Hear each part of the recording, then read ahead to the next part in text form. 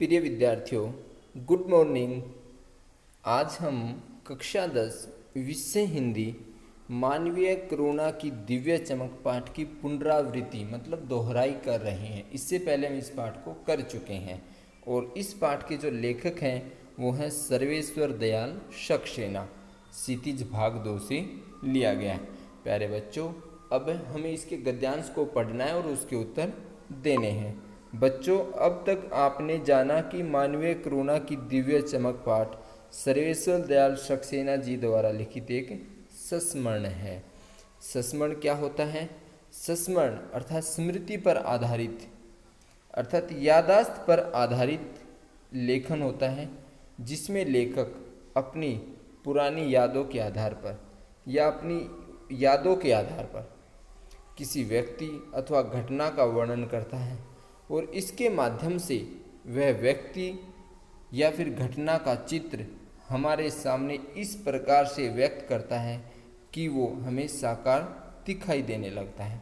प्यारे बच्चों, इस पाठ में जो है फादर कामिल बुल्के जो बेल्जियम के रेम्सचैपल शहर से हैं और यूरोप में एक ईसाई धर्म प्रचारक के रूप में भारत से आए थे। अर्थात यूरोप से आते हैं, ईसाई धर्म प्रचारक के रूप में भारत आए थे, किंतु उन्होंने इस देश को अपनी कर्म भूमि बनाया। अर्थात इसी देश में आकर के रहने लग गए और यहीं के होकर के रह गए। अर्थात उनको भारत देश बहुत अच्छा लगा।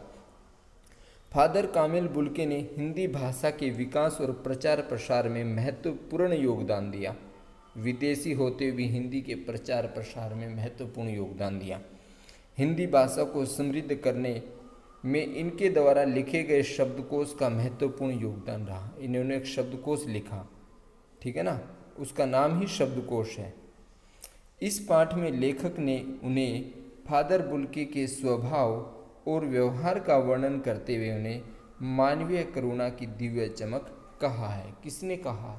सर्वेश्वर दयाल सक्सेना जी ने कहा है। लेखक ने उनके निधन पर उन्हें श्रद्धांजलि देते हुए भारत और हिंदी भाषा के प्रति लगाव के साथ ही साथ उनके व्यक्तित्व की भी सराहना की है कि वो बहुत ही अच्छे व्यक्तित्व के धनी थे। अब प्यारे बच्चों, अब इसके अभ्यास के प्रश्न हैं। प्यारे बच्चों, यदि आपने चैनल को सब्सक्राइब नहीं किया है तो आप चैनल को सब्सक्राइब कीजिए और अपने दोस्तों को भी शेयर कीजिए। अब हमारा प्रथम प्रश्न है, संस्मरण किसे कहते हैं? संस्मरण स्मृति पर या फिर यादाश्त पर आधारित लेखन होता है, जिसमें लेखक अपनी स्मृतियों के आधार पर किसी व्यक्ति या घटना का वर्णन करता है। हमारा प्रश्न नंबर 2 है, फादर कामिल बुल्के के भारत आने का क्या उद्देश्य था और यहाँ आकर उन्होंने क्या किया? तो प्यारे बच्चों, फादर कामिल बुल्के भारत में ईसाई धर्म का प्रचार प्रसार करने के उद्देश्य से आए थे, किंतु यहाँ आकर के उन्होंने भारत को अपनी कर्म भूमि बना लिया और इन्होंने हिंदी भाषा के विकास और प्रचार प्रसार में अपना योगदान दिया। प्रश्न नंबर 3 है हमारा, फादर कामिल बुल्के द्वारा हिंदी भाषा के विकास और प्रचार प्रसार के लिए दिए गए योगदान को लिखिए। तो प्यारे बच्चों, ये इसका उत्तर है। इन्होंने हिंदी भाषा के विकास और प्रचार प्रसार के लिए एक ग्रंथ अर्थात शब्दकोश लिखा, जिसका हिंदी भाषा को समृद्ध करने में महत्वपूर्ण योगदान है। हमारा प्रश्न नंबर 4 है, लेखक ने फादर कामिल बुल्के को मानवीय करुणा की दिव्य चमक क्यों कहा? तो प्रिय विद्यार्थियों, फादर को अर्थात जो इसका आंसर है, फादर को मानवता के कार्य एवं गरीब लोगों के लिए किए गए कार्य के कारण लेखक ने इन्हें मानवीय करुणा की दिव्य चमक कहा है। प्यारे बच्चों, अब हमारा प्रश्न नंबर 5 है, गतिविधि। आप जीवन में जिस व्यक्ति से सर्वाधिक प्रभावित हुए हैं अथवा जिनको आप अपना आदर्श मानते हैं, उनके बारे में अपने विचार लिखें।